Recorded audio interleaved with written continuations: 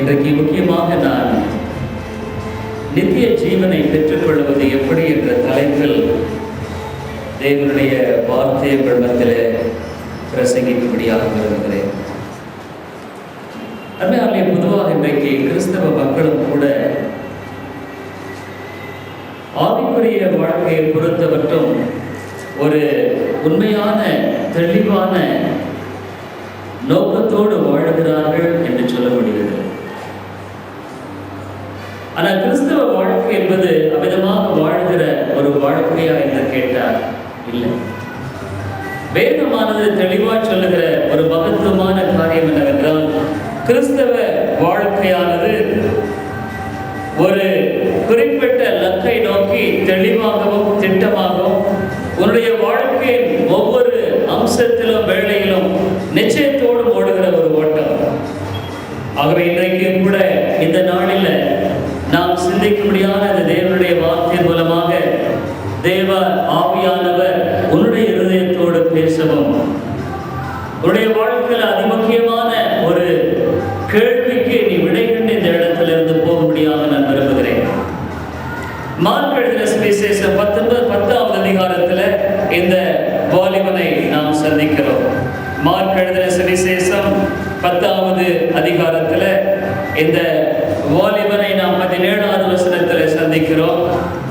பின்பு அவர் புறப்பட்டு வழியிலே போகையில் ஒருவன் ஓடி வந்து அவருக்கு முன்பாக முழங்கால் படியிட்டு, நல்ல போதகரே, நித்திய ஜீவனை சுதந்திரத்துக் கொள்ளும்படி நான் என்ன செய்ய வேண்டும் என்று கேட்டான்.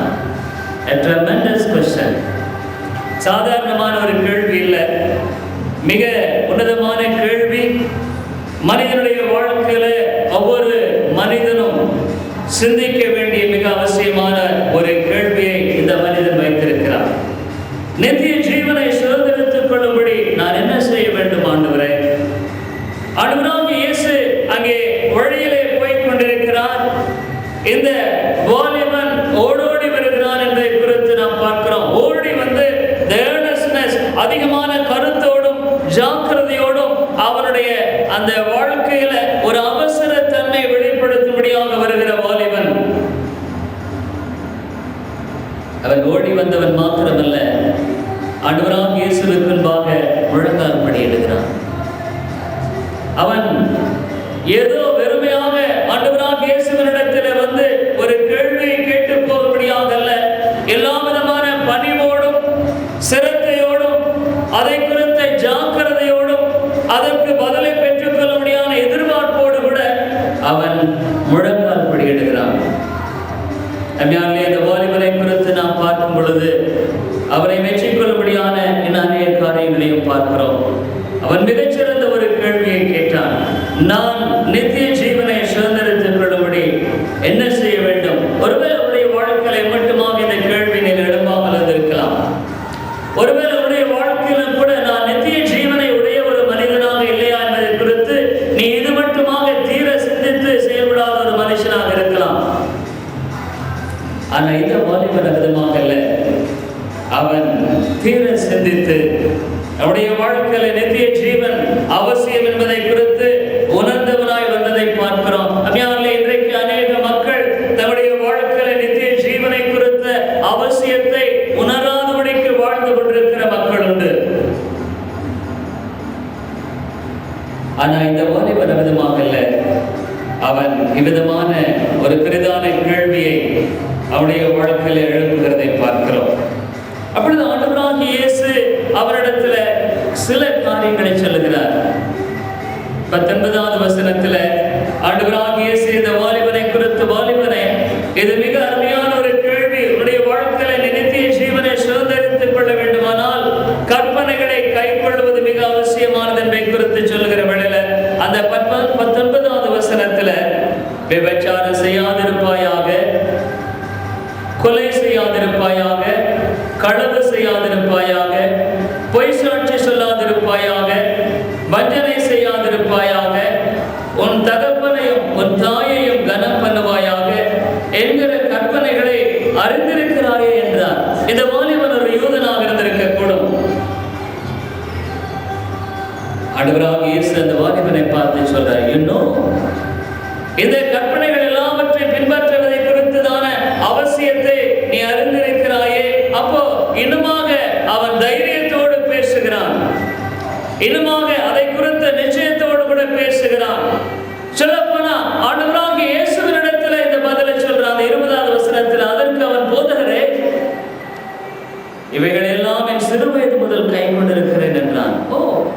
I have been following these commandments from my childhood. அது சிறு பிராயத்திலிருந்து நான் என்னுடைய வாழ்க்கையில இவைகள் எல்லாவற்றையும் நான் பின்பற்றி வந்திருக்கிறேனே.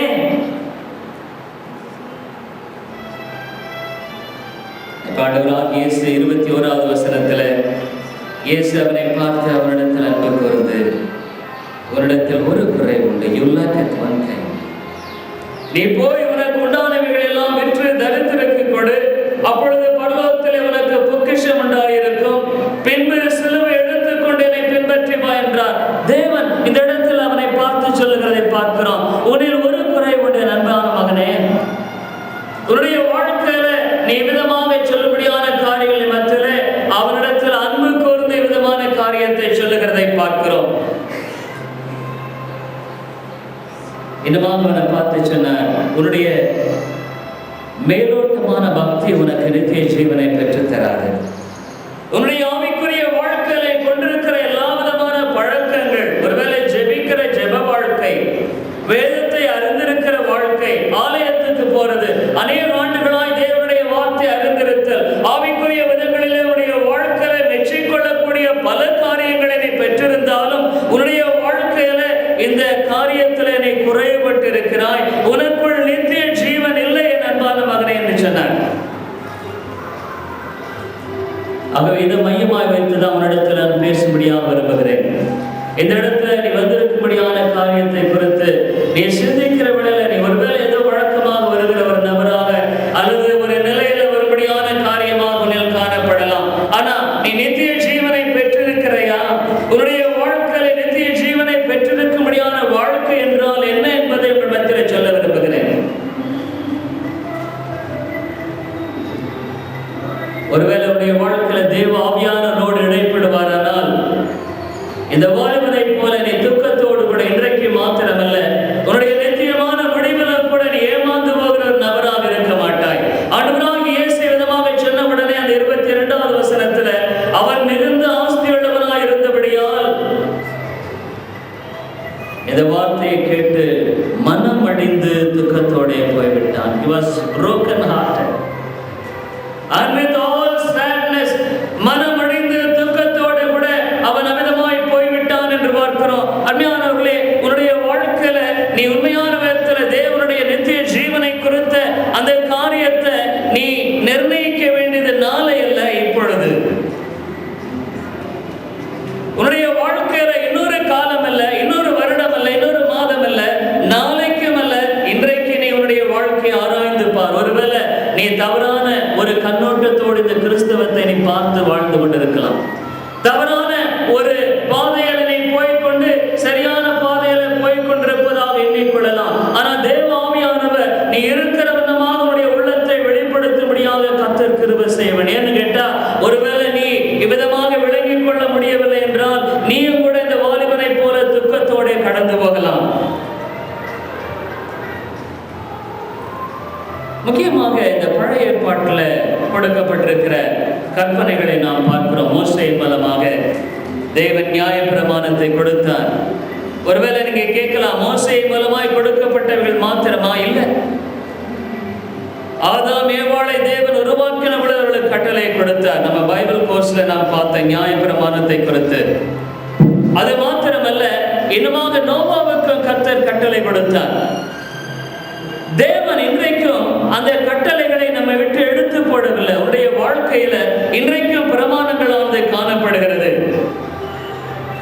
நோவாவை குறித்து நீங்கள் பார்க்கும் பொழுது இங்கு நோவாவை குறித்து தேவனுடைய வசனம் எவ்விதமாக சொல்லுகிறது? தேவன் அவ்விதமாக அவருடைய கட்டளைகளை அங்கு நோவாவுக்கு கொடுக்கிறார். ஆதியாகம புஸ்தகம் 6வது அதிகாரத்துல இவ்விதமாக தேவன் தாமே அங்கு நோவாவுக்கு பிரமாணங்களை கொடுக்கிறதை பார்க்கிறோம்.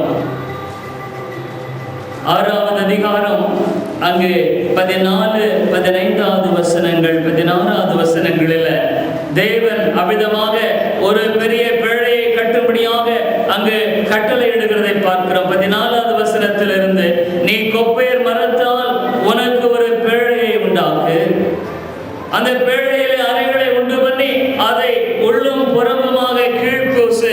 ஆகவே தொடர்ந்து தேவன் தாமே அங்கு நோவாவுக்கு கொடுத்த கட்டளையை பார்க்கிறோம்.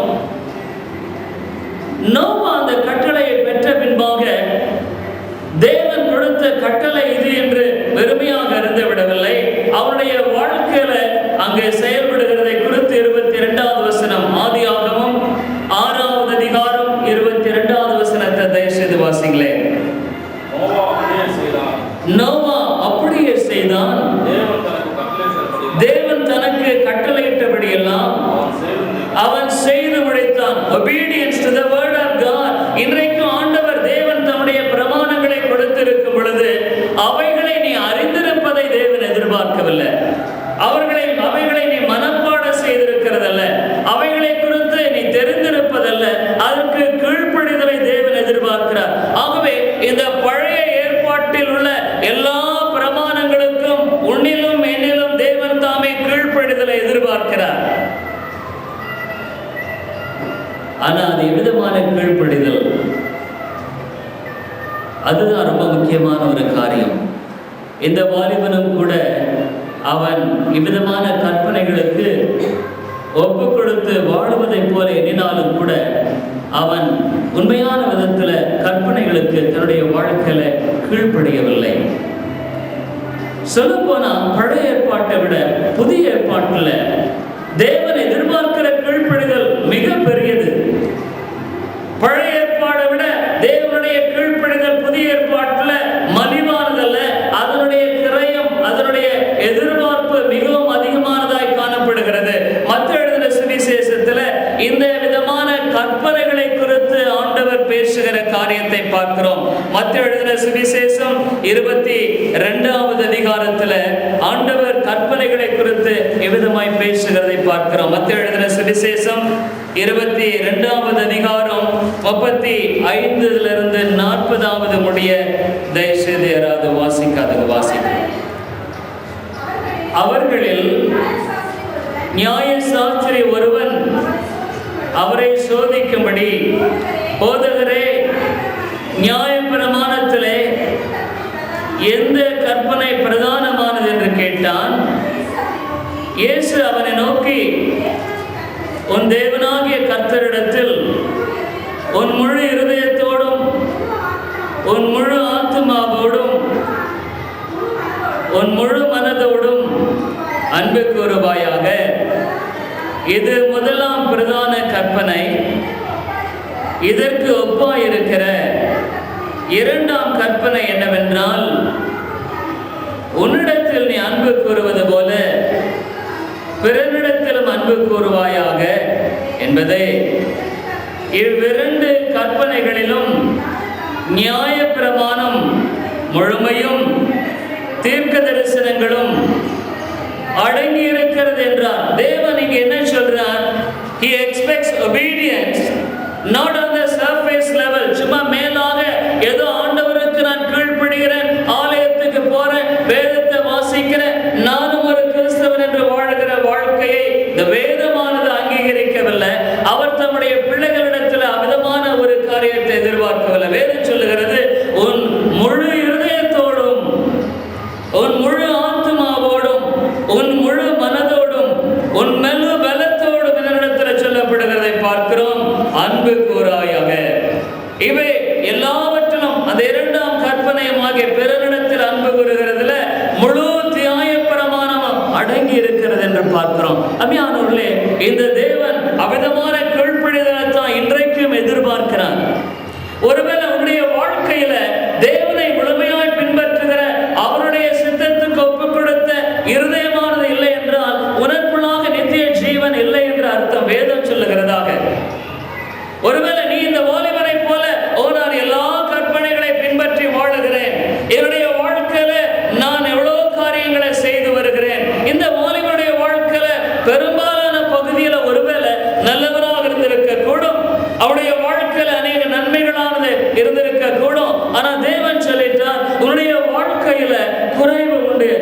அன்பான மகனே,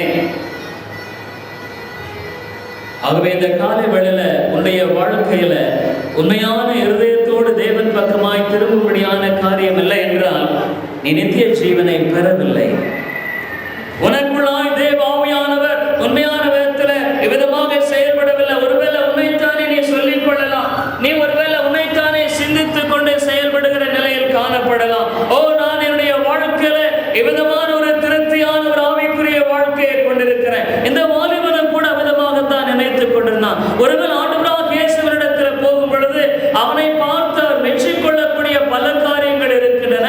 ஆகவே நிச்சயமாக அவனுக்கு நித்திய ஜீவனை கொடுப்பார் என்ற எதிர்பார்ப்போடு போய் கொண்டிருக்க கூடும். அருமையான சகோதரேஸ்வரி, வாழ்க்கையில நீ ஒரு காலம் உன்னுடைய ஆவிக்குரிய வாழ்க்கையை குறித்து திருப்தி அடையாத. உன்னுடைய ஆவிக்குரிய வாழ்க்கையை குறித்து நீ திருப்தி அடைந்திருப்பாயானால் அதுவே உன்னுடைய ஆவிக்குரிய நிலையில நீ சரியாக இல்லை என்பதனுடைய ஆரம்ப அறிகுறி.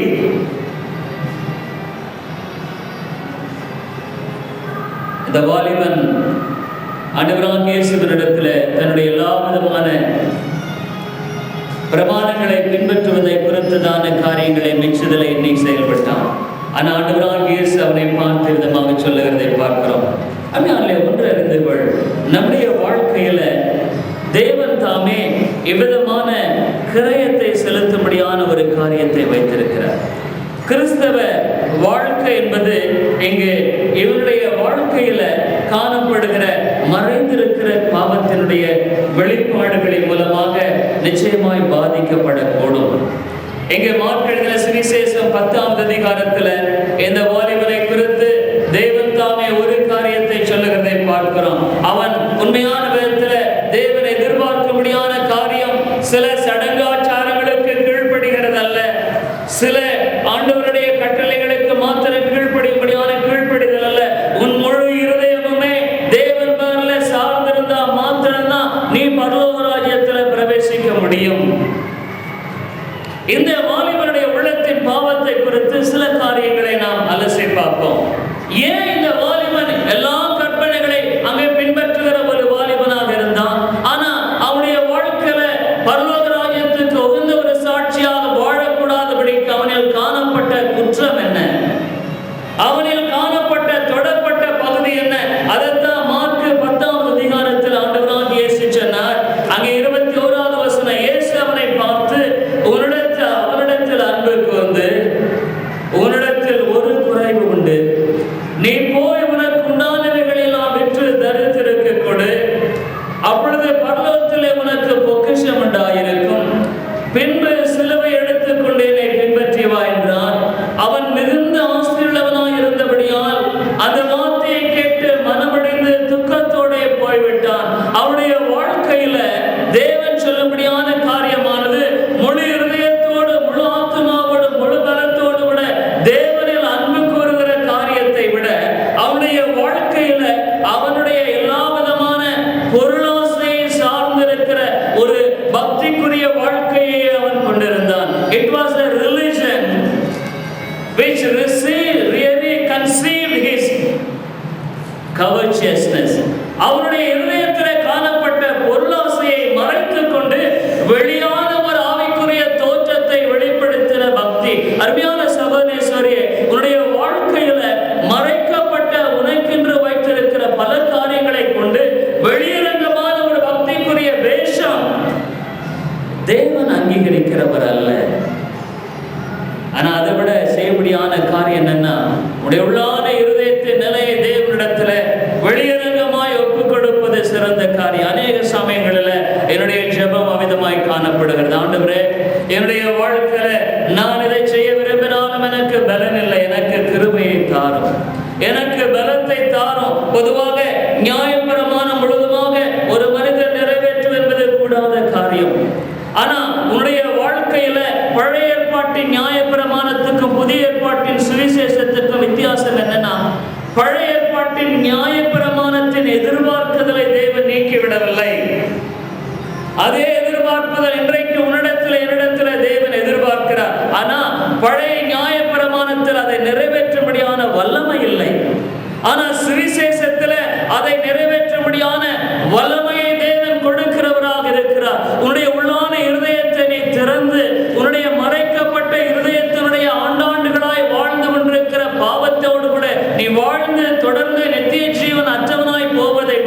நீ உன்னுடைய இருதயத்தை திறந்து தேவனிடத்தில் உன்னுடைய உள்ளான நிலையை வெளிப்படுத்துவாயானால் தேவன் அதுல அந்த பகுதியை சரிபடுத்த வல்லவராக இருக்கிறார்.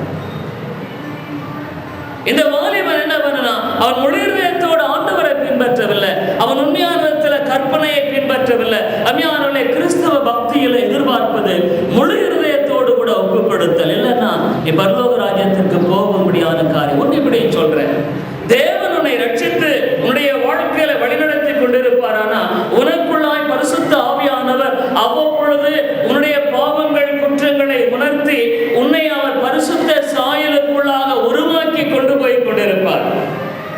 இல்ல நான் என்ன பண்ணுவேன், உன்னுடைய போலியான பக்தியில ஆண்டுகள் கணக்காய் உட்கார்ந்து கொண்டு நீ நித்திய ஜீவனையும் பெறமாட்டார். உன்னுடைய வாழ்க்கையில கடைசியில் அந்த வாலிபனை போல துக்க முகத்தோடு நீ திரும்பி செல்ல வேண்டியதாக இருக்கும். கிறிஸ்தவ வாழ்க்கை என்பதை முதலாவது தெரிந்து கொள்ளுங்கள். ஆண்டவர் இந்த உலகத்தில் ஒரு மனிதனை ரட்சிக்கும் பொழுது அவர் ஒரு பெரிய நோக்கத்தோடு ரட்சிக்கிறார். ரோமருக்கு எழுதின நிருபத்தில் நாம் அதைத்தான் பார்க்கிறோம். ரோமருக்கு எழுதின நிருபம் 8வது அதிகாரத்தில் எந்த ஒரு நோக்கத்தோடு கூட மனிதனை ரட்சிக்கிறார். ரோமருக்கு எழுதின நிருபம் 8வது அதிகாரத்தில் தேவனுடைய வார்த்தையான விதமாய் சொல்லுகிறதை பார்க்கிறோம். ரோமருக்கு எழுதின நிருபம் 8வது அதிகாரம் 29வது வசனம். வாசிக்காதேராது வாசிங்களே.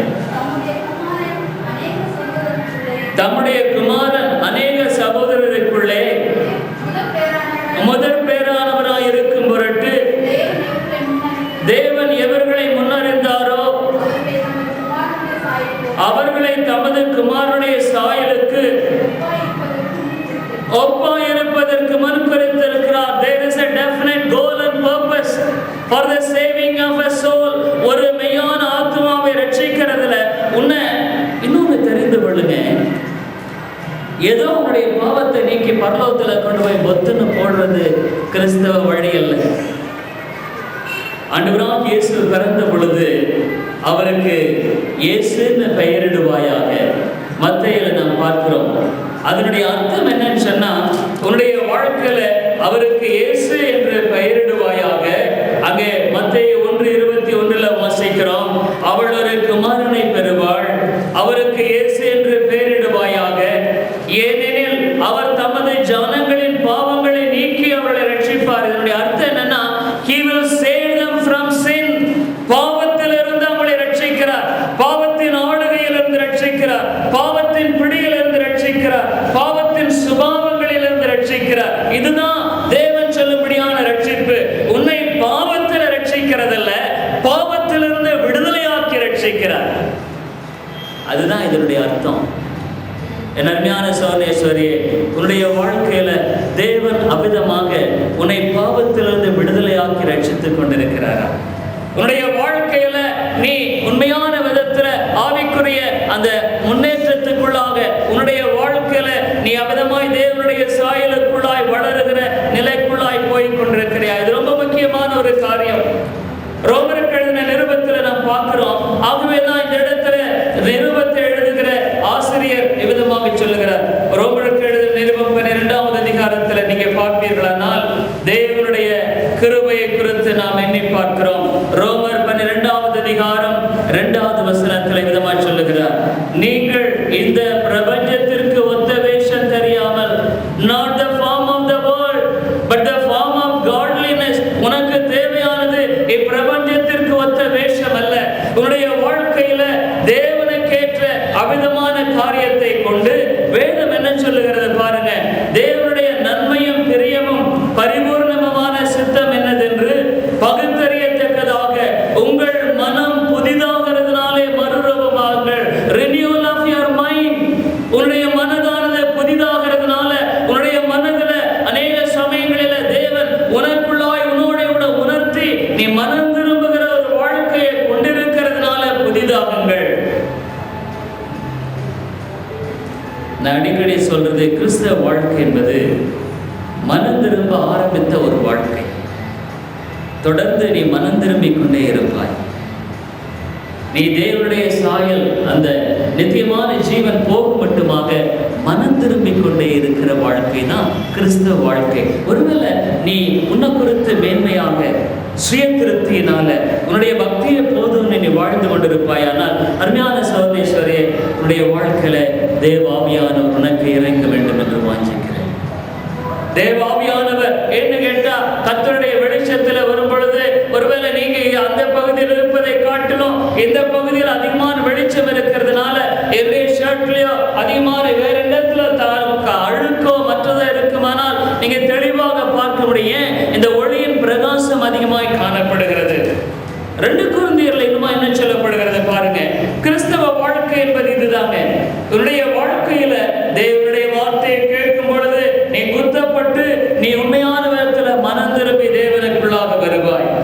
இங்கு என்ன சொல்லப்படுகிறது? 2 கொரிந்தியர் 4வது அதிகாரம் 16வது வசனத்தை தயவு செய்து யாராவது வாசிங்க. 4:16. ஆனபடியினாலே நாங்கள் சோர்ந்து போகிறதில்லை, எங்கள் புறம்பான மனுஷனானது அழிந்தும் உள்ளான மனுஷனானது நாளுக்கு நாள் புதிதாக்கப்படுகிறது. Every day renewal of our soul. இதைத்தான் வேதம் போதிக்கிறதுங்க. 16வது வசனத்தில் அதைத்தான் சொல்லுகிறது. புறம்பான மனுஷனானது அழிந்தும், அதாவது என்னுடைய பழைய மனுஷன் அழித்துக் கொண்டே போய் கொண்டிருக்கிறான். பழைய சுபாவங்களில் நான் இன்னுமாய் தொடர்ந்து வாழுவதில்லை. ஒருவேளை பழைய சுபாவங்கள் என்னிடத்தில் எழும்புமானா உடனடியாக நான் தேவனிடத்தில் கதறுகிறேன், ஆண்டவரே இது நான் பழைய மனிதனுக்குரிய தன்மைகள், எனக்கு இவைகளிலிருந்து விடுதலையாக்கும். மோட்ச பிரயாணத்தை நீங்க வாசிப்பீர்களானால் பழைய மனிதன் அழிந்து புதிய மனிதனாய் மாறிக்கொண்டே போகிறார். உள்ளான மனுஷனானது நாளுக்கு நாள் புதிதாக்கப்படுகிறது. ஒவ்வொரு நாளும் நான் புதிதாய் கொண்டிருக்கிறேன்.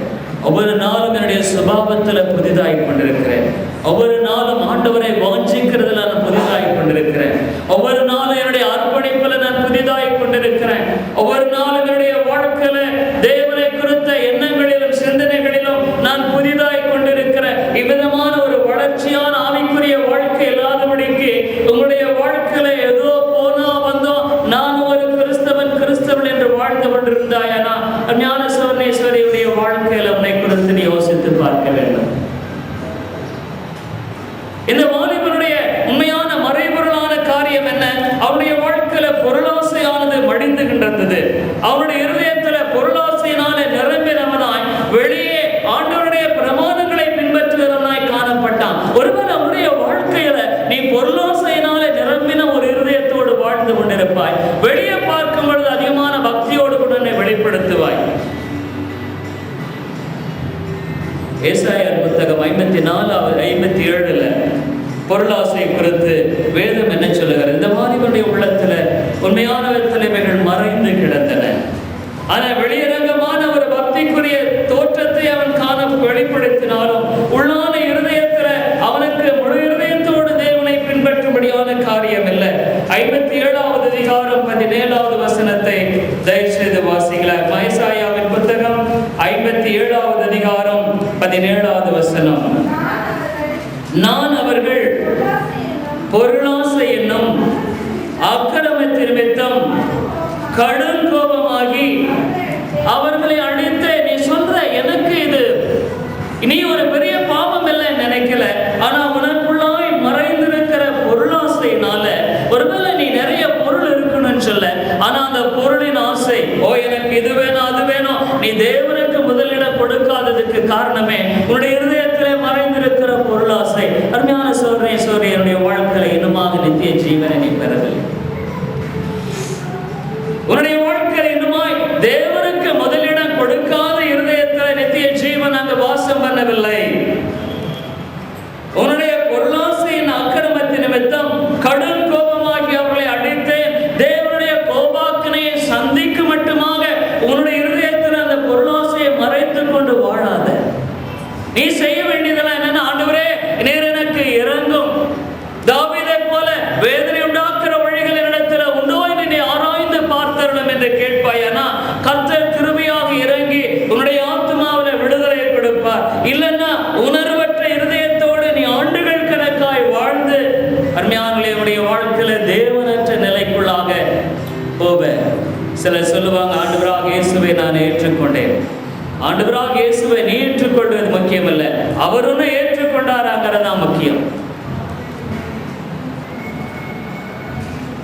யாத்திராகமம் 18வது அதிகாரத்துல 21வது வசனத்துல வேதம் என்ன சொல்லுகிறது?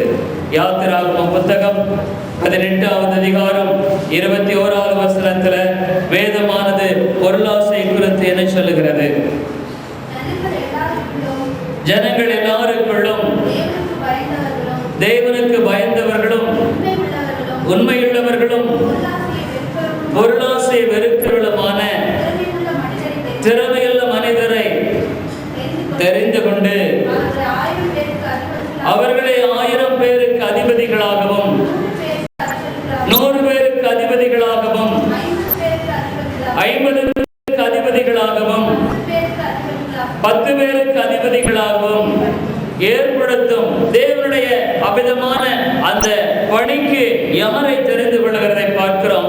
தேவனுக்கு பயந்த மக்கள். அதனால இன்றைக்கு தேவ பயம் இல்லாத ஒரு சமுதாயத்தில் வாழ்ந்து கொண்டிருக்கு. மனிதர்களுக்கு சபையை குறித்து அக்கறை இல்லை, தேவனுடைய காரியங்களை குறித்து அக்கறை இல்லை, தேவனுடைய காரியங்களை குறித்து தானே ஜாக்கிரதை இல்லை. அநேக சமயங்களில் நிறைய பேர் சபைக்கு உண்மையாக ஏனோ தானு வருவதை பார்த்து நான் ரொம்ப வேதனைப்படுகிறேன். என்னன்னு கேட்டால், உடைய இருதயத்துல தேவ பயம் இல்லாததுனால தான் விதமாக நீ வாழ்ந்து கொண்டிருக்க. தேவ பயம் இல்லாததுனால தான் நீ ஆண்டவருடைய காரியங்களில் விட அற்ப சொற்பமாய் வாழ்ந்து கொண்டிருக்கிறாய். அஞ்ஞான சோதனேஸ்வரி, நீ வாழ்க்கையில நீ உண்மையான விதத்தில் ரட்சிக்கப்படவில்லை.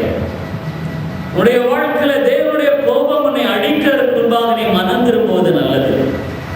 ஏன்னு கேட்டா, இவர் உண்மையான ஜாக்கிரதையுள்ள தேவன். நீ தேவனுடைய ஆலயத்துக்கு எப்படி வரணும்? பயபக்தியோடு வரணும், ஜாக்கிரதையோடு வரணும், விழிப்போடு வரணும். இன்றைக்கு அநேக மக்கள் எவ்விதமாய் வாழுகிறார்கள்? தேவனுடைய காரியங்களை அற்பமாய் நீ வாழுகிற காரியம். அதனால தேவனிடத்துல கிருபை உண்டு, மன்னிப்பு உண்டு.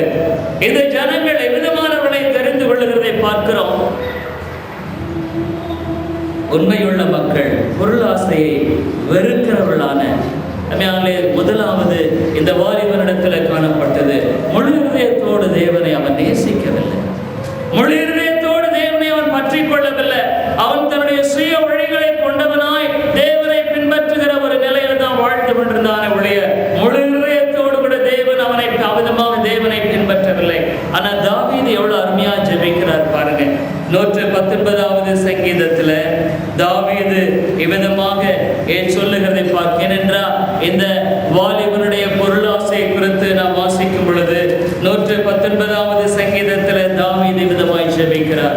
119வது சங்கீதம் 36வது வசனத்தில் எவ்விதமாக ஜெபிக்கிறார். தயவுசெய்து வாசிக்காதுங்க, வாசி.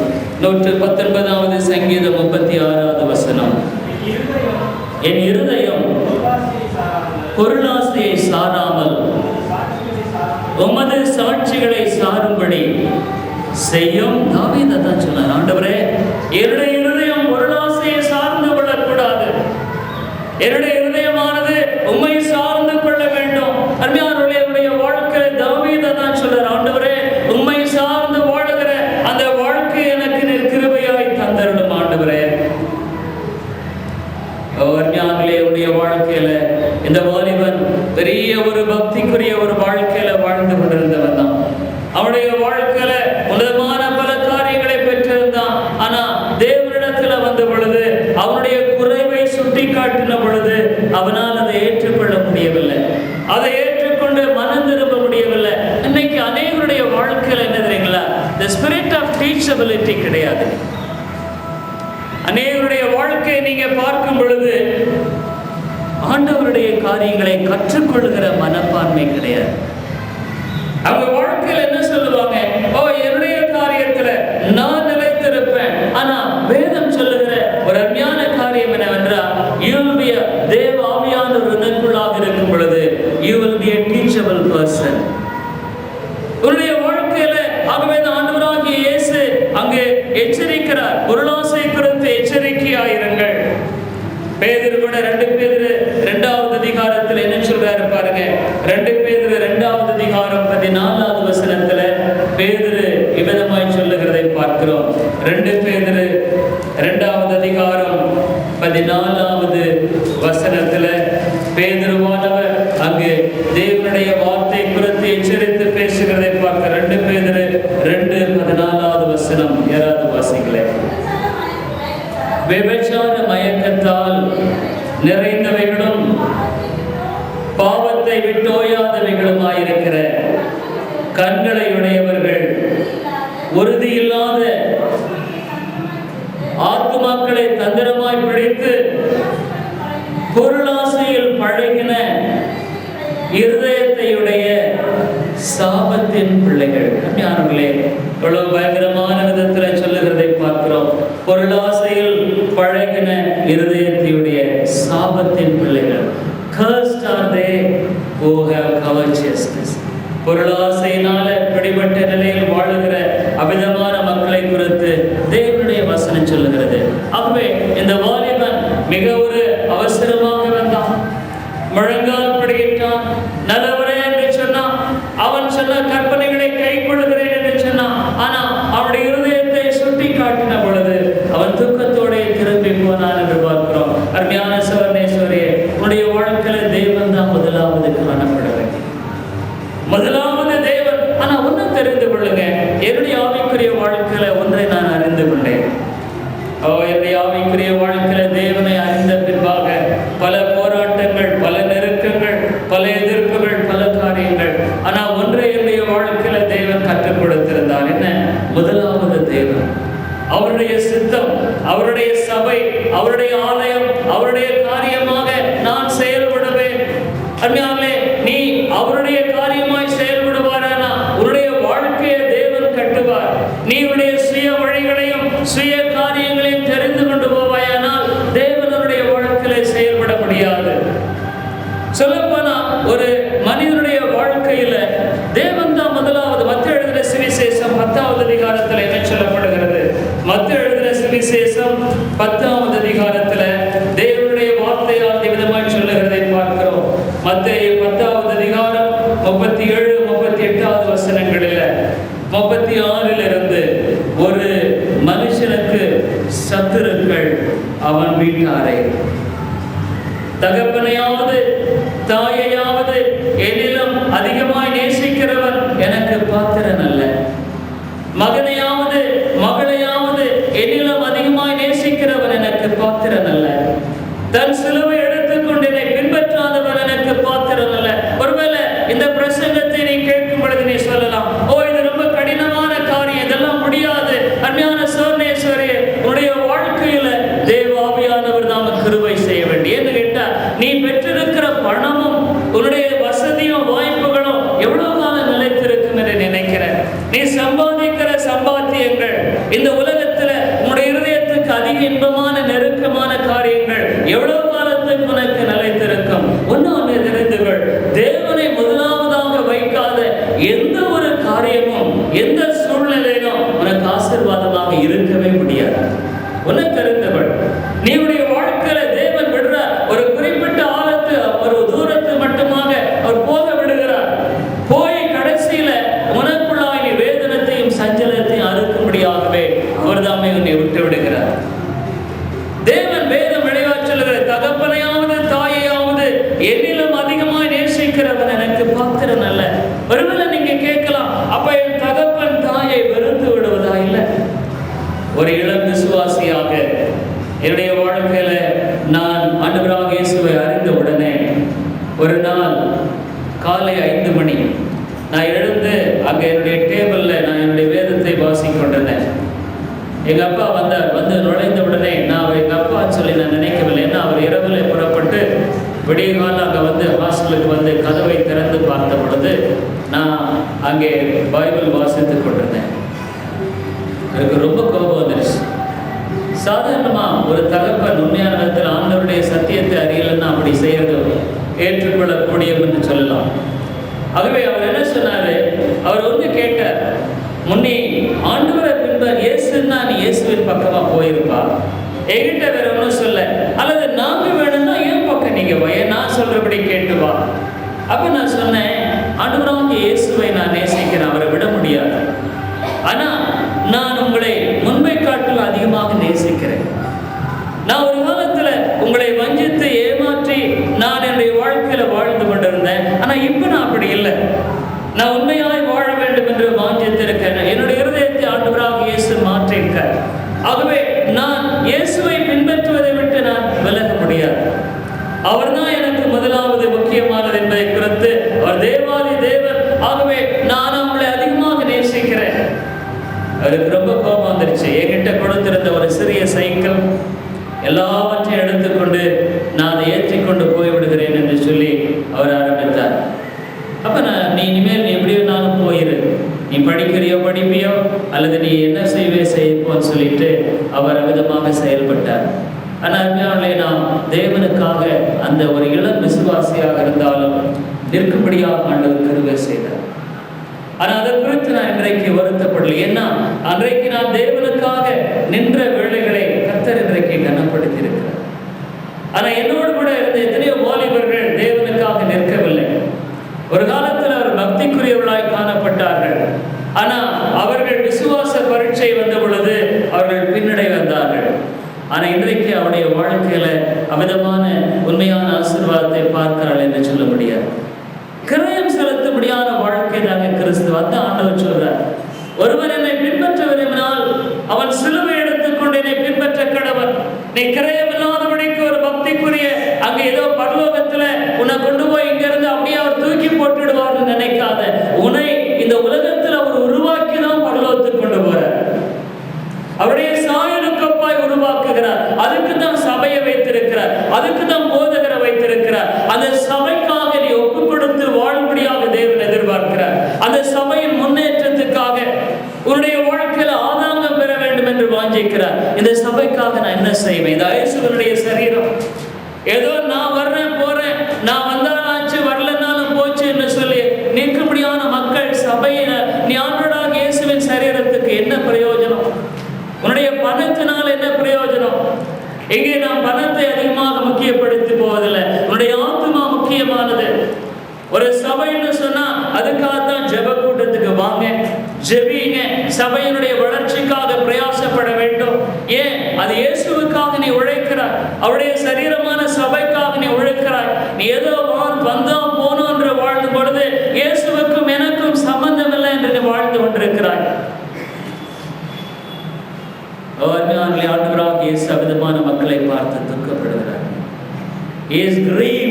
அது மாத்திரமல்ல, உடைய வாழ்க்கையில இது எப்படி தேவனுடைய ஆசீர்வாதத்தை பெற முடியும்? நீ இவ்வளவு நாளா உடைய சுய உழைக்கும் சாத்தானுக்கும் உழைச்சிட்டு சம்பளம் கூலி வாங்கும் பொழுது மட்டும் ஆண்டவர்கிட்ட நிக்கிற.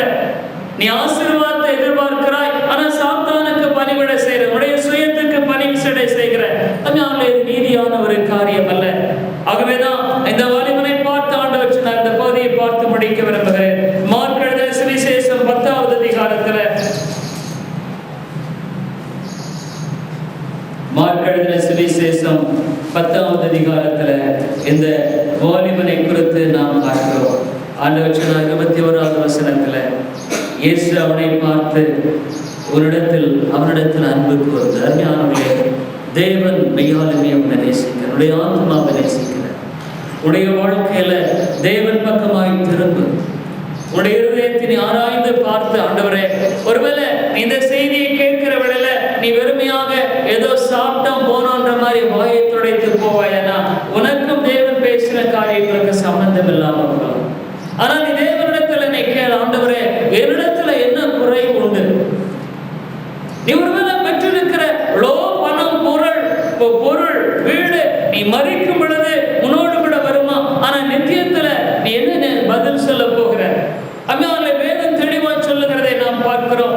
தேவனுக்கு ஒவ்வொருவரும் நன்மையானாலும் தீமையானாலும் நியாயத்துல தேவன் கொண்டு வருகிறார். ஒரே ஒரு வாழ்க்கை, மரணம். உன்னுடைய வாழ்க்கையில என்ன பதில் சொல்ல போகிறார்? இந்த வாலிபனிடத்துல அன்பு கூர்ந்து சொல்லுகிறதை அன்பான சகோதரனே, உன் பேர்ல தேவன் அன்புள்ளவராக இருக்கிறார். நித்தியமான ஜீவ வழியானது உண்டு. நான் இந்த ஆண்டுல ஜெபிக்கிற ஆண்டவர் சொல்லியிருக்கிறார், இஸ்ரவேலோ நித்திய ரட்சிப்பினால் ரட்சிக்கப்படுவான். இந்த ஆண்டு உனக்கு ஒரு ரட்சிப்பின் ஆண்டாக இருக்கட்டும். நீ காலகாலமா ஆண்டவருக்கு கீழ்ப்படியாமல் தொடர்ந்து போய் உன்னுடைய வாழ்க்கையில வாழ்வதை விட தேவனுக்கு எஞ்சி இருக்கிற காலத்தை தேவனிடத்தில் ஒப்புக்கொடு. அவருடைய காரியமாய் வாழ கற்றுக்கொள். கர்த்தர் ஆசீர்வதிப்பார். இந்த வாலிபன் அவருடைய வாழ்க்கையில விதமாக இதை கேட்ட பொழுது அங்கே 21வது வசனம், மார்க் 10:21, இயேசு அவனை பார்த்து அவனிடத்தில் அன்பு கூர்ந்து, உன்னிடத்தில் ஒரு குறைவு உண்டு. நீ போய் உனக்கு உண்டானவைகள் எல்லாம் விற்று தரித்திரருக்கு கொடு, அப்பொழுது பரலோகத்தில் உனக்கு பொக்கிஷம் உண்டாயிருக்கும்.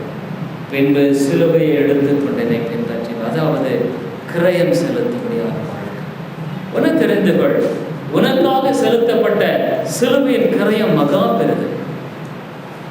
தேவாதி தேவனே, வானத்தின் சகலத்தையும் அதிபதியான அவர் ஈன சிலுவை ஈன கோலம் எடுத்து அடிமையின் ரூபம் எடுத்து மனுஷ சாயலாய் அவர் தாமே எச்சிலினால துப்பப்பட்டு மனிதனால் புறக்கணிக்கப்பட்டு மகா பெரிய கிரயத்தை செலுத்திதான் இந்த ரட்சிப்பை சம்பாதித்தார். நீ மட்டும் சுலபமாக இந்த ரட்சிப்பை பெற்றுக்கொள்ள முடியும் என்று எண்ணி பார்க்காத கிரயம் செலுத்துகிறான ஒரு காரியம் உண்டு. ஆனா ஒண்ணு, ஆண்டவரை நீ பின்பற்றுகிற வேளையில கிரயம் செலுத்துவது உனக்கு பாரம் இல்லை. அவருடைய பிரமாணங்கள் அங்கு உனக்கு அவருடைய நுகம் இலகுவானது. உன்னுடைய வாழ்க்கையில அவரை பின்பற்றி போவாயானா ஒருவேளை இந்த உலகத்துல உன்னுடைய வாழ்க்கையில நீ கடந்து போகிற வாழ்க்கை ஒரு பாரம் உள்ளது. நீ தேவனை விட்டு விலகி போகும் பொழுது நீ சஞ்சலத்தையும் வருத்தத்தையும் அறுக்கிறாய்.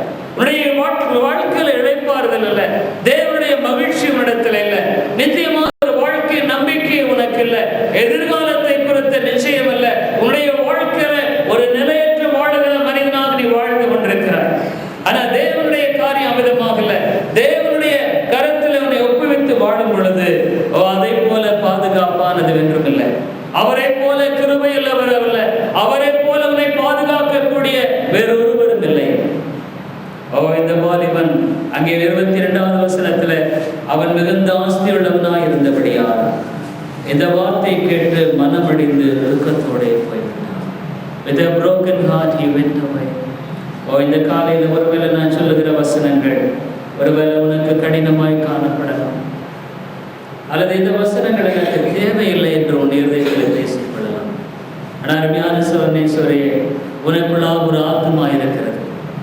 நீ இந்த ஆத்மாவின் சௌக்கியத்தை தேடுகிறதை இன்னொரு நாள் இல்லை, இப்பொழுதுதான். இந்த ஆத்மாவை குறித்த காரியத்துல நீ வெளிப்பாய் செயல்படுவதற்கு மாலையும் கூடல, நீ இப்போ உன்னுடைய ஆத்மாவை குறித்து செயல்படு. தேவன் சொல்லுகிறதெல்லாம் என்னிடத்துல வா, நீ உன்னுடைய பாரங்கள் எல்லாவற்றையும் அவிதமாக நீ என்னிடத்துல சொல், நான் உனக்கு இளைப்பாறுதல் தருவேன். நான் தேவனிடத்துல அப்படித்தான் போறேன். ஜெபத்துக்காக நான் நன்றி சொல்லுகிறேன். என்ன கேட்டா, என்னுடைய ஜெபத்தை தேவன் கொடுக்கலன்னா என்னுடைய இருதயத்தை எல்லாவற்றையும் நான் தேவனிடத்துல வெளிப்படுத்த முடிவதில்லை. ஊழியம் செய்யறது ரொம்ப கஷ்டமான ஒரு காரியம். அநேக சமயங்களில் போன வாரம் நான் பெங்களூர் போகும் பொழுது சொல்ல போனா திடீரென்று என் இருதயத்துல வெறுமையை நான் பார்த்தேன். பஸ்ல பிரயாணம் பண்ணி கொண்டிருந்தேன். நான் போய் என்ன பிரசங்கிக்கிறது கூட எனக்கு தெரியல. அந்த அளவுக்கு எனக்குள்ள ஒரு வெறுமையான ஒரு நிலையை நான் சந்தித்தேன். நான் எதிர்பார்க்கவில்லை. அப்ப எனக்குள்ளாக நான் என்னை அங்கே எழுப்பிக் கொள்ளபடியாக பிரயாசப்பட்ட பொழுது என்னால் முடியும். அப்பதான் ஆவியானவர் எனக்கு நினைவுபடுத்தினார், நீ செய்ய வேண்டியதெல்லாம் உடைய இருதயத்தின் நிலையை நீ தேவனிடத்தில் எடுத்துச்சு, கர்த்தர் உனக்கு கிருபை கொடுப்பார். அதனாலே நான் சொன்ன, ஆண்டவரே, ஏன் என் இருதயத்தில் இந்த வெறுமை, ஏன் இந்த நிலைமை எனக்கு புரியல. ஆனா என்னை காட்டில் அதிகமாக அறிந்திருக்கிற தேவன் நீர், எனக்கு சகாயர் உதவி செய்யும் என்று சொன்ன பொழுது ஐநாளுடைய உள்ளத்துல ஆண்டவர் மகிழ்ச்சியை கொடுத்தார். அந்த நாளில தேவனுடைய சத்தியத்தை வல்லமையாக பிரசங்கிக்க உதவி செய்தார். இவர் தாமே அனுகூலமான துணை என்று வேறு. இதை போல உன்னதமான தேவன் யாரும் இல்லை. உன்னை முழுமையாய் அறிந்து கொள்ளக்கூடிய ஒரு தேவன் இல்லை. இவரை போல சகாயர் இல்லை. இவரை விட்டு நீ புறம்பாய் ஓடுகிறனால தப்பிக்கொள்ள முடியாது. அந்த சீஷர்களும் கூட ஆச்சரியப்படுகிறார். 24வது வசனத்துல சீஷர்கள் அவருடைய வார்த்தைகளை குறித்து ஆச்சரியப்பட்டார்கள். இயேசு பின்னும் அவர்களை நோக்கி, பிள்ளைகளே, ஐஸ்வர்யத்தின் மேல் நம்பிக்கையாக இருக்கிறவர்கள் தேவனுடைய ராஜ்யத்தில் பிரவேசிக்கிறது எவ்வளவு அரிதாக இருக்கிறது. உடைய இருதயம் எதை சார்ந்து இருக்கிறது? ஒரே ஒரு எஜமான் தான், ஒரே வழிதான், ஒரே சத்தியம்தான். நீ இரண்டு இதை பிரிக்க முடியாது. You can't divide it. உலகம் கொஞ்சம், பக்தி கொஞ்சம். உலகம் கொஞ்சம், ஆண்டவர் கொஞ்சம். நான் கொஞ்சம், ஆண்டவர் கொஞ்சம் இல்லை. இருதயம் முழு இருதயத்தோடு, முழு ஆத்மாவோடு, முழு பலத்தோடு தேவனை சார்ந்து, கர்த்தாவே, அடியேனை காண்பி, பேசும். அருமையானே, மனம் திரும்பிக் கொண்டே இருக்கிற ஒரு வாழ்க்கை, மகிழ்ச்சிகரமான வாழ்க்கை. எத்தனையோ சமயங்களில் எவ்வளோ பரிசுத்தம் வந்தாலும் சரி, நம்முடைய வார்த்தைகள் பேச்சில் கூட தவறலாம். உனக்கும் ஆண்டவருக்கும் இடையில துண்டிப்பு இல்லை இருக்கக்கூடாதுன்னு சொன்னான். அதை உடனே ஆண்டிடத்தில் அறிக்கையிட்டு ஒப்புரவா. சீனாவில் நான் அடிக்கடி சொல்லியிருக்கேன், சீனாவில் ஹட்சன் டெய்லர் ஒரு பெரிய உன்னதமான தேவ மனிதர், அவருடைய மனைவி மரியா மறிக்கும் பொழுது ஹட்சன் டெய்லர் அந்த மரியாவை பார்த்து கேட்டார், உனக்கும் தேவனுக்கும் இடையில நீ மறிக்க போகிறாய், உனக்கும் தேவனுக்கும் இடையில் ஏதாவது இருக்குமான ஒப்புரவாக. அப்ப அந்த அம்மா சொன்னாங்க, எனக்கும் தேவனுக்கும் இடையில இந்த கடந்த 10 ஆண்டுகளாக எந்த விதமான துண்டிப்பு இல்லை. ஏன்? அப்ப 10 ஆண்டுகள் அவங்க பாவமே செய்யலையா? இல்லை. அவர்கள் தவறு செய்தாலும் உடனே தேவனிடத்தில் மன்னிப்பு கேட்டு தங்களை ஒப்புரவாக்கி கொண்டார்கள். மனம் திரும்புதலின் வாழ்க்கை. கிறிஸ்தவ வாழ்க்கைக்கு இன்னொரு பெயர் மனம் திரும்புகிற வாழ்க்கை. நீ அனுதினமும் நம்ம வாசித்த நாளுக்கு நாள் புதிதாக்கப்படுகிற வாழ்க்கை. இது இல்லைன்னா நீ கிறிஸ்தவன் இல்லை. You are not a Christian, you are not a Christian lady or just. ஒருவேளை நீ இன்னும் 1008 முறை நீ எழுதிக்கொள்ளலாம், நான் கிறிஸ்தவன், லட்சக்கணக்கில் எழுதிக்கலாம். ஆனால் உன்னுடைய வாழ்க்கையில நீ தேவனை ஏற்றுக்கொண்டாயில்லை, கர்த்தர் உன்னை அங்கீகரித்தாரா? இந்த வாலிபன் துக்க முகத்தோட திரும்பி போனான். இந்த வாலிபன் வருத்தத்தோட திரும்பி போனான். அவனுடைய நித்தியமான நிலையை குறித்து நான் எண்ணி பார்க்கும் பொழுது, ஒருவேளை அவன் மரித்து நித்தியத்தை நோக்கி போய் கொண்டிருந்த பொழுது அவன் அந்த நேரத்தில் கதறி இருப்பான், ஐயோ அந்த நாளில் ஆண்டவராகிய இயேசுவுக்கு நான் செவி கொடுத்திருந்திருப்பேன், ஆனால் இந்த நித்திய நரக ஆக்கினைக்குள்ளாக நான் பிரவேசித்திருக்க மாட்டேனே. ஒருவேளை இன்னைக்கும் நீங்க நரகத்தில் அவனுடைய சத்தத்தை கேட்கும்படியான துணித்துக் கொண்டிருக்கிறது. ஏன்? அன்றைக்கு அந்த வாலிபனுடைய அந்த வாழ்க்கையானது ஒப்புக்கூடாததுனால அவனுடைய சத்தமானது இன்றைக்கும் நரகத்தில் ஒழித்துக் கொண்டிருக்கிறது. அருமையான சோதனேஸ்வரியே, இன்றைக்கு இந்த ஆலயத்தில் என்னிடத்தில் என்ன குறைவென்று சொல்லி நீ ஒப்புரவாகி மனம் திரும்பாமல் மறுப்போடு கூட ஆலயத்தை விட்டு கடந்து போவாயனா? ஒரு காலத்தில் இந்த வாலிபனை போல நீ துக்கிக்க வேண்டியதாக இருக்கும். ஆனா இன்றைக்கு ஆண்டவரே என்னை சோதித்தறியும், நித்திய ஜீவனை பெற்றுக்கொள்ள கூடாதபடிக்கு என்னுடைய வாழ்க்கையில என்ன தவறு இருக்கிறது? அந்த நித்திய ஜீவனை சிலர் நினைப்பாங்க, நான் ரட்சிக்கப்பட்டிருக்கேன். இல்லை, ரட்சிப்புங்கிறது முற்றுமுடிய ரட்சிப்பு. தெரிந்துகொள், நீ என்னைக்கோ ரட்சிக்கப்பட்டிருக்கிற ரட்சிப்பை வேதம் அங்கீகரிக்கவில்லை. நீ முற்றுமுடிய ரட்சிக்கப்படுகிறவனே ரட்சிக்கப்படுவான். Don't say I am converted. நான் ஆண்டவரை அறிஞ்சிருக்கிறேன். நீ எத்தனையோ பக்திக்குரிய மக்கள் மன்னாதி மன்னனெல்லாம் மன்ன கவிட்டான். உன்னை சில சமயங்களில் நான் நினைக்கிறேன், ஆண்டவரே எனக்குள்ளாக அந்த பக்தி இல்லாதபடிக்கு நான் எவ்வளவாய் மரித்து போன ஒரு மனுஷனை போல இருக்கிறேனே. நீ முடிவறிந்த நிலைத்திருந்தால் ரட்சிக்கப்படுவாய். இல்லைன்னா உன்னுடைய பக்தி ஒருவேளை ஏசாவின் பக்தியை போல நீ கண்ணீர் விட்டு மனம் திரும்புதலை தேடியும் காணாமல் போகிற ஒரு நிலையில போகலாம். அல்லது யூதாஸ் காரியத்தை போல நீ செய்கிற காரியத்தை குறித்து வருத்தப்பட்டிருப்ப. ஆகவே ரட்சிப்புங்கிறது நீ மனம் திரும்ப ஆரம்பிச்சுட்ட, ஆனா தொடர்ந்து போகணும். ஆகவே இந்த இடத்துல யாருமே நான் முழுமையான ரட்சிப்பை பெற்றிருக்கிறேன் நானும் சொல்ல முடியாது. தெரிந்து கொள், நீ உன்னுடைய மரண நேரத்தில் தான் உன்னுடைய முழுமையான ரட்சிப்பு. ஆகவே பயத்தோடு வாழ்வது மிக அவசியமான ஒரு காரியம். நம்முடைய சுய நம்பிக்கையோடு நான் ரட்சிக்கப்பட்டிருக்கேன், நான் போவேன், நான் என்னுடைய வாழ்க்கையில நான் விரும்புகிறபடியாய் போய் கடைசியில மோட்ச ராஜ்யத்தை இல்லை, முடிவறிந்த நிலை திருப்பவனே ரட்சிக்கப்படுவான். சிலுவையை நோக்கி பார், கிரயம் செலுத்தின இந்த கிரயத்துக்கு ஈடாக நம்முடைய வாழ்க்கை விதமாய் காணப்படுகிறது. கண்களை மூடி நம்ம ஜெபிப்போம். கிருபையில் நல்ல ஆண்டவரே, நம்முடைய அருமையான வசனங்களுக்காய் நாம் துதிக்கிறோம். நீர் இரக்கமுள்ளவர், கிருபையுள்ளவர், தயவுள்ளவர். ஆண்டவரே, உடைய அன்பையும் கிருபையும் சார்ந்து கொள்கிற மெய்யான வாழ்க்கையில் இருந்தார் நாங்களே மாற்றிக்கொள்ளாதபடிக்கு கர்த்தாவே, சிலுவையில் உம்மை பலியாய் கொடுத்த அந்த அன்பை சார்ந்து வாழ்கிற மெய்யான ஒப்புக்கொடுத்தலை தான், கீழ்ப்படுகிற மனதை தான்,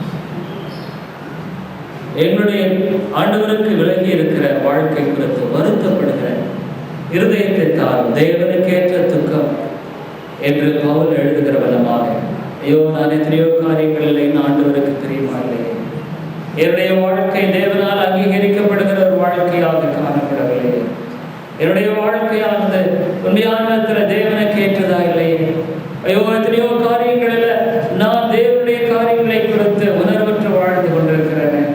ஓ, இந்த காலங்களில் விதமாக உம்முடைய குறித்து, உம்முடைய சத்தியத்தின் அளவுகளை குறித்து வேதனைப்படுகிற ஒவ்வொரு இருதயத்தின் கண்ணோக்கி பாருமாட்டுகிறேன். ஒருவேளை என்னுடைய வாழ்க்கையில நான் குறைவுள்ளவன் ஆண்டவரே, நீர் எனக்கு இறங்கும் என்று கதறுகிற ஒவ்வொரு இருதயத்தினை நோக்கி பார். நறுங்குண்ட இருதயத்தை நீர் புறக்கணியே, இரவிதமான இருதயத்தை நீர் கிருபையாய் கண்ணோக்கி பார்த்து உன் பக்கமாய் நீர் இழுத்துக் கொள்ள வேண்டும் என்று செபிக்கிறோம். அல்லது உள்ளத்தில் ஆண்டவரே இந்த சத்தியத்தை கேட்டோம், ஓ, நான் பெற்றிருக்கிற பக்தி எனக்கு போதும், நான் நல்லவள், நான் மரித்தாலும் மோட்சத்துக்கு போவேன் என்று போலியா எண்ணிக்கொண்டிருக்கிற ஒவ்வொரு இருதயத்தின் கிருபையாய் கண்ணோக்கி பாருமாண்டவரே. தன்னைத்தானே வஞ்சித்துக் கொள்ளாதபடிக்கு, ஐயோ, இந்த வாலிபன் எத்தனை ஆண்டுகளாக தன்னை குறித்து மேன்மையாய் எண்ணிக்கொண்டிருந்தாலும் தெரியல, ஆனால் அந்த நாளில அவருடைய உண்மையான நிலையானது வெளிப்படுத்தப்பட்டது. அந்த நாளில் அவன் மனம் திரும்புவதற்கு ஏதுவான தருணம் கிடைத்தும் அதை புறக்கணித்து அவருடைய வாழ்க்கையில பொருளாசையை ஆண்டவரை விட தனக்கு தேவை போதும் என்று தெரிந்து கொண்ட அவருடைய நிலையை நாங்கள் எண்ணி பார்க்கிறோம். இந்த நாளிலும் அவருடைய வாழ்க்கையில் அந்த நரகத்துல ஐயோ பொருளாசை, ஐயோ பொருளாசை, ஐயோ பொருளாசை என்னுடைய ஆத்மாவை அழைத்து விட்டது என்று சொல்லுகிற அவிதமான சத்தத்தை ஆண்டவரே அவன் தாமே துவனிக்கிறவனாய் காணப்படுவான் என்று அறிந்திருக்கிறோம். ஒருவேளை நரகத்தில் நாங்கள் போய் ஒவ்வொரு சத்தத்தையும் கேட்போமானால் எத்தனை ஆத்மாக்கள் தன்னுடைய வாழ்க்கையில நித்தியமான ராஜ்யத்துக்கு வரக்கூடாதபடிக்கு மூலமான பிரதானமான ஒரு பாவம் தடைக்கல்லாய் காணப்பட்டதோ, அந்த பாவத்தை சொல்லி ஒருவேளை நரகத்தில் கதறிக்கொண்டிருக்கிற சத்தத்தை நாங்கள் கேட்க முடியும் என்று எழுதுகிறோம். ஓ தேவனே, கிருபையாயிரும். ஒருவேளை இந்த வார்த்தையை கேட்டோம், எனக்கும் இந்த வார்த்தைக்கும் சம்பந்தம் இல்லை என்று சொல்லுகிற ஆத்துமாக்கள் இருப்பார்களானால் அவர்களை கிருபையாய் கண்ணோக்கி அருளும் ஆண்டவரே. நீர் கிருபையாய் கண்ணோக்கி பாரும் ஆண்டவரே. மனம் திரும்பாவிட்டால் பரலோக ராஜ்யத்தில் பிரவேசிக்க மாட்டீர்கள் என்று சொல்லி இருக்கிறேன். மனம் திரும்பிக் கொண்டே இருக்கிற வாழ்க்கை இல்லை என்றால் பரலோக ராஜ்யத்தில் நாங்கள் பிரவேசிக்க முடியாது. மனம் திரும்பாவிட்டால் நீங்களும் அப்படியே அழிவீர்கள் என்று வேதம் சொல்லுகிறது. மனம் திரும்புகிற ஒரே பாவிய நிமித்தம் பரலோகத்தில் மிகுந்த சந்தோஷம். எங்களுடைய வாழ்க்கையில மனம் திரும்புகிற ஒவ்வொரு வேளையும் பரலோகத்தில் சந்தோஷம். எங்களுடைய இருதயத்தை கடினப்படுத்துகிற ஒவ்வொரு வேளையும் சாத்தானுக்கு சந்தோஷம். தேவாவியானவர்